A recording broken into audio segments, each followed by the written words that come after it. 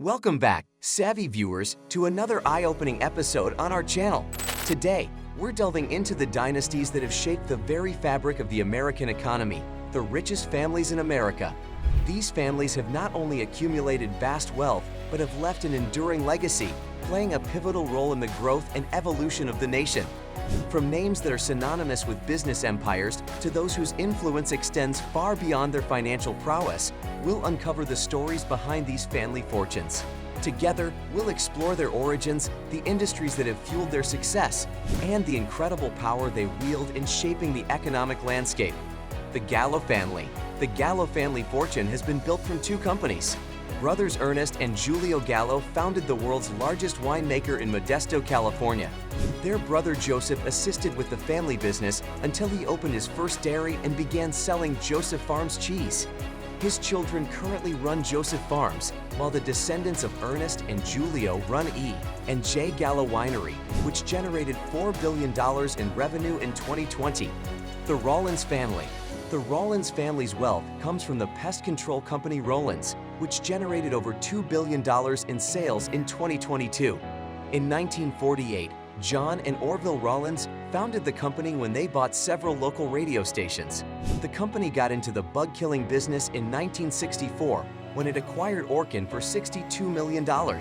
As of 2021, Rollins was the largest pest control company in the U.S. based on revenue.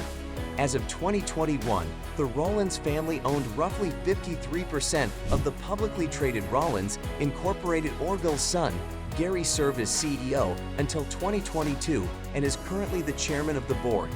The Goldman family. The Goldman family's wealth comes from real estate. As of 2016, they owned 400-plus properties in New York City, and the family currently owns a 17% stake in the World Trade Center developments. Saul Goldman began solo management when he began buying foreclosed properties at bargain prices in the 1950s. Today, his daughter Jane Goldman runs the company. As of 2020, she and her siblings each own 25% of the company, with assets worth an estimated $12 billion. The Stryker family. Homer Stryker founded the medical equipment company, Stryker Corp. His grandchildren's siblings, Pat, John, and Rhonda, each inherited a stake in the company, which generated over $18 billion in sales in 2022. Rhonda is the only sibling to serve on the board. All three are philanthropists and have donated at least $855 million collectively to various causes and foundations. The Cathy family. Samuel Truett Cathy founded the fast food chain Chick-fil-A in 1967. Since then, the family-owned business has remained in the hands of second and third-generation family members. In 2021, Andrew Truett Cathy, the founder's grandson, took over as CEO from his father Dan. As of 2022, Samuel Truett Cathy's sons, Dan and Bubba, each had a net worth of $6.6 billion per Forbes. The Cathy family has generated controversy for donating over $1 million to anti-LGBT+ causes.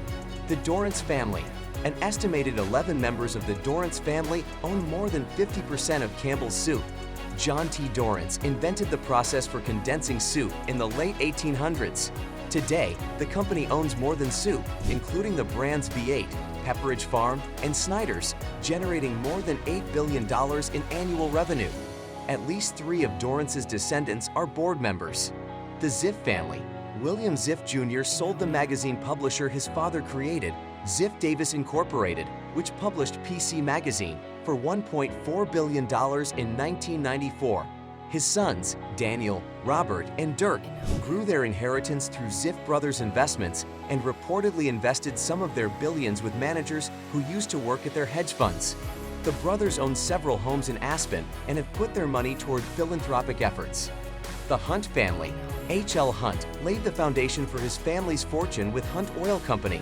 His many heirs command several fortunes, from Hunt Oil and Petro Hunt to Rosewood Hotels and Resorts.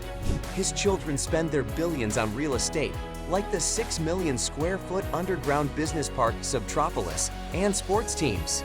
The Hunt family owns the Kansas City Chiefs, which won its 3rd Super Bowl earlier this year, and they have a minority stake in the Chicago Bulls.